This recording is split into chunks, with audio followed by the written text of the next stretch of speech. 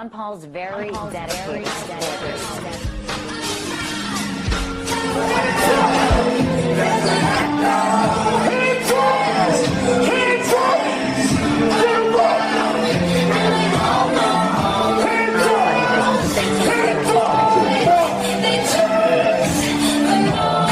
Just bang.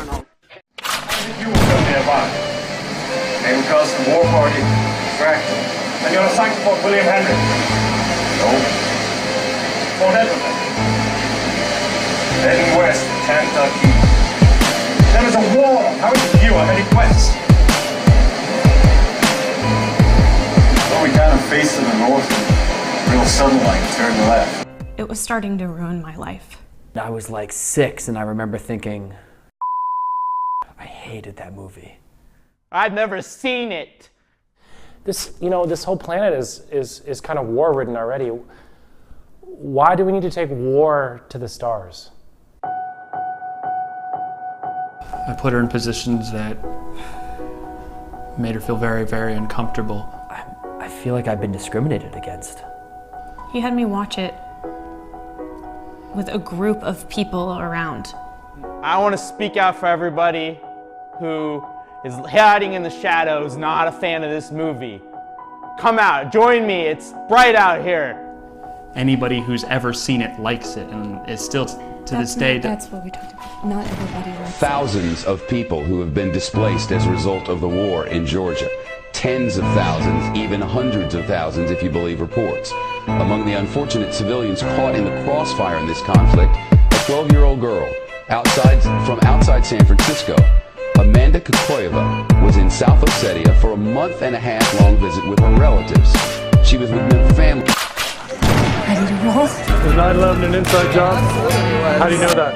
I know that because I've researched it for 3 years, and every single thing that I uncovered solidifies my belief that it was an inside job, that our government was complicit in what happened. What was the first piece of evidence that you found 3 years ago? The first piece of evidence that I found, I saw the Pentagon, which confused me, and then I just started researching more. I saw Building 7, and then I saw the demolition of the 2 towers right in front of your eyes. It's really just, it's someone telling you that an apple's an orange, and it's just, you have to just trust your own mind to know what you're seeing is true. From the United Federation of Planets. I'm Captain Jean Picard, the USS Enterprise.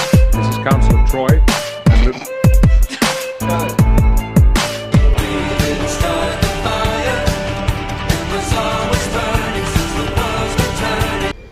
Warning, we have entered neutral zone. we are now in violation of treaty, Captain. Stand by transporter room, ready to beam survivors aboard. Transporter room, come in, urgent. Red line on the transporter, Mr. Scott. Transporter, do not engage. It's too late, they're beaming now. You override it! Pull them back! Able to retrieve their pattern, Enterprise.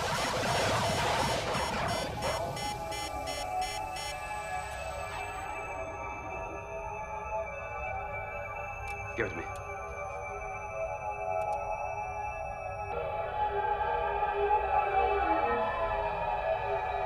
More signal. They're losing their pattern. Oh no, they're forming.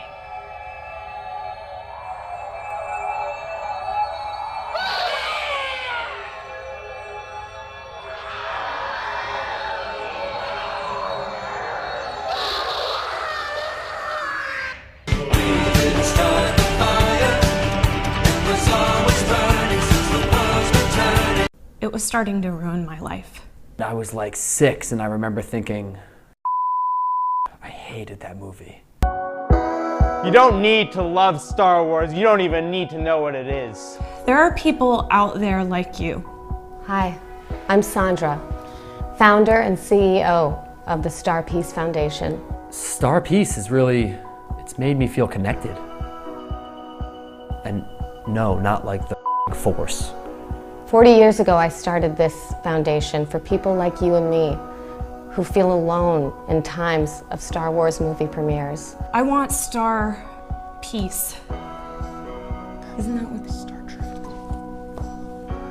Here we have a community of men and women who have suffered a life of fear and anger and anxiety because they don't care for the Star Wars trilogy. Can we even call it a trilogy? I think there's about 50 of them. What do you call that?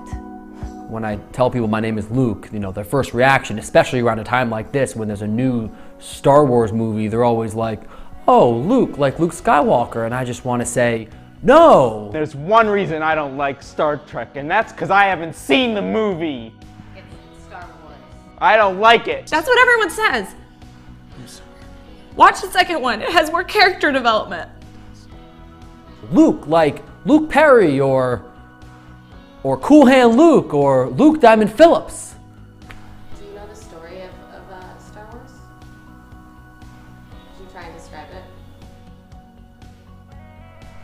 There's this place called Bethlehem. And he meets Vader, and Vader finally tells him that he's his father, and Luke's like, no, that's impossible. And then he strikes off of his hand, and then Luke is sitting there like, I don't even know what I'm gonna do with myself. This movie's ruining my life. If you find yourself feeling cornered, like you have nowhere to go, no movie theater to go to, no TV channel to watch, come to us at Star Piece, where we always have your back. Our kids can like it. They don't have to not like it. I mean, just because you don't like it, maybe they'll like it. Right? So please, contact us at starpiece.com if you find yourself in need of help this season. And remember, the Force is not with you, because there is no Force. And who shot first? Who gives a Thank you.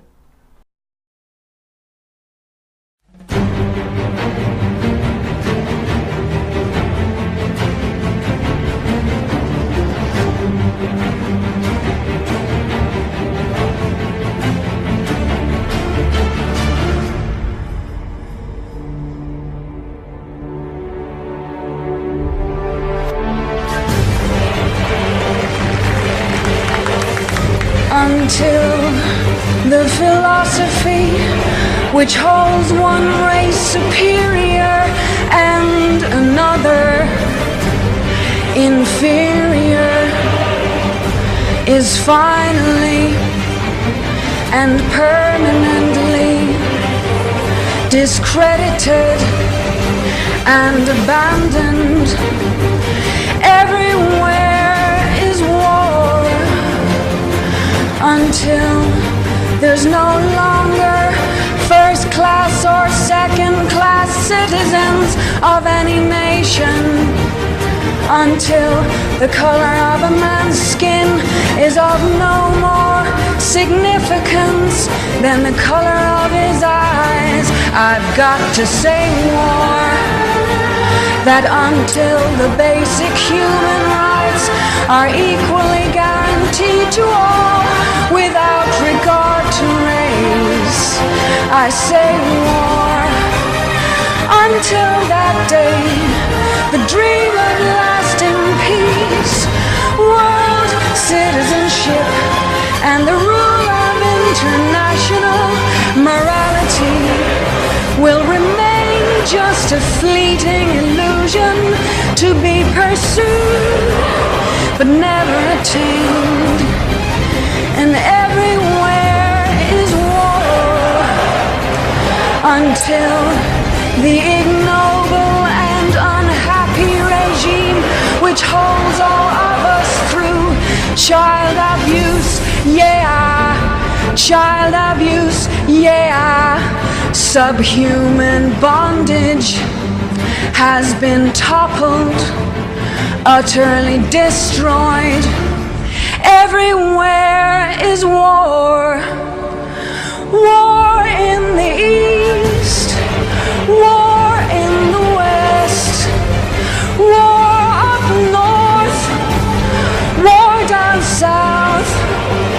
There's war and the rumors of war. Until that day, there is no continent which will know peace. Children, children, fight. We find it necessary. We know we will win. in the victory of good over evil.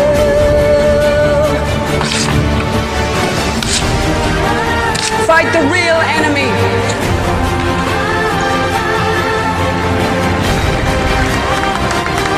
Until the philosophy which holds one race superior and another inferior is finally and permanently discredited.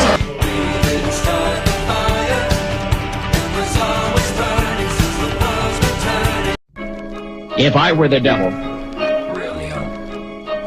if I were the prince of darkness, I'd want to engulf the whole world in darkness, and I'd have a third of its real estate and 4/5 of its population, but I wouldn't be happy until I had seized the ripest apple on the tree. V. So I'd set about, however necessary, to take over the United States. I'd subvert the churches first. I'd begin with a campaign of whispers. With the wisdom of a serpent, I would whisper to you as I whispered to Eve. Do as you please. To the young, I would whisper that the Bible is a myth. I would convince them that man created God instead of the other way around. I would confide that what's bad is good and what's good is square. And the old, I would teach to pray after me, Our Father, which art in Washington. And then I'd get organized. I'd educate authors in how to make lurid literature exciting so that anything else would appear dull and uninteresting. I'd threaten TV with dirtier movies and vice versa. I'd peddle narcotics to whom I could. I'd sell alcohol to ladies and gentlemen of distinction. I'd tranquilize the rest with pills. If I were the devil, I'd soon have families at war with themselves, churches at war with themselves, and nations at war with themselves, until each in its turn was consumed. And with promises of higher ratings, I'd have mesmerizing media fanning the flames. If I were the devil, I would encourage schools to refine young intellects, but neglect to discipline emotions, just let those run wild. Until before you knew it, you'd have to have drug-sniffing dogs and metal detectors at every schoolhouse door. Within a decade, I'd have prisons overflowing, I'd have judges promoting pornography. Soon I could evict God from the courthouse, then from the schoolhouse, and then from the houses of Congress. And in his own churches, I would substitute psychology for religion and deify science. I would lure priests and pastors into misusing boys and girls and church money. If I were the devil, I'd make the symbol of Easter an egg and the symbol of Christmas a bottle. If I were the devil, I'd take from those who have and give to those who wanted until I had killed the incentive of the ambitious. And what'll you bet? I couldn't get whole states to promote gambling as the way to get rich. I would caution against extremes in hard work, in patriotism, in moral conduct. I would convince the young that marriage is old-fashioned, that swinging is more fun, that what you see on TV is the way to be. And thus I could undress you in public, and I could lure you into bed with diseases for which there is no cure. In other words, if I were the devil, I'd just keep right on doing what he's doing. Paul Harvey. This is Mixlaw Production.